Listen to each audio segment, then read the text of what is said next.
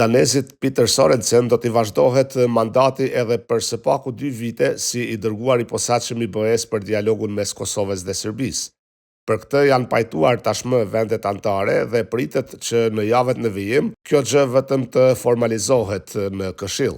Mësohet kjo nga burimet diplomatike në Bruksel, të cilat thonë se paralelisht Këshilli i BE-s duhet të miratojë edhe buxhetin për punën e ekipit të Sorensenit. Për vazhdimin e mandatit të tij, propozimin e kishte dhënë sipas procedurave përfaqësuesja e lartë për politikë të jashtme dhe siguri Kaja Kallas dhe me këtë, pas disa diskutimesh në strukturat e Këshillit, janë pajtuar edhe vendet anëtare.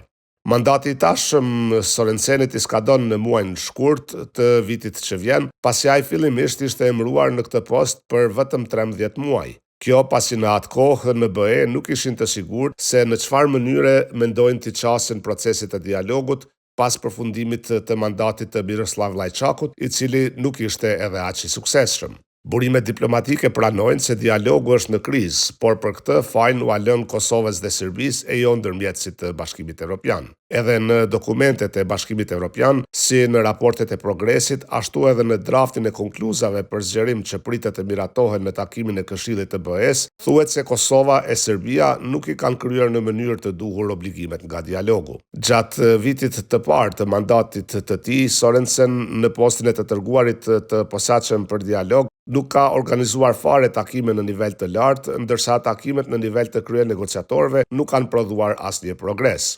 Ato takime janë shfrytëzuar më shumë nga palët për të shkëmbyer akuzat mes njëra tjetrës. Ndërkohë BE-ja vetëm ka shprehur pakënaqësi për mungesën e vullnetit të palëve për të kryer obligimet e tyre.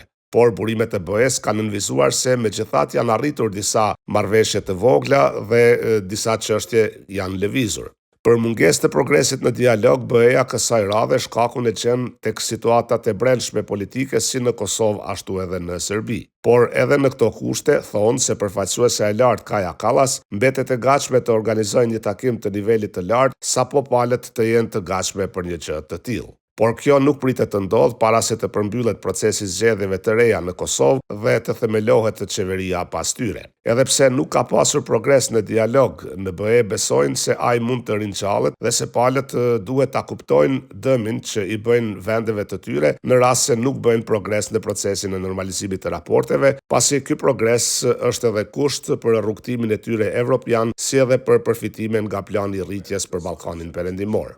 Për këtë vënën nga Brukseli, Augustin Palokaj.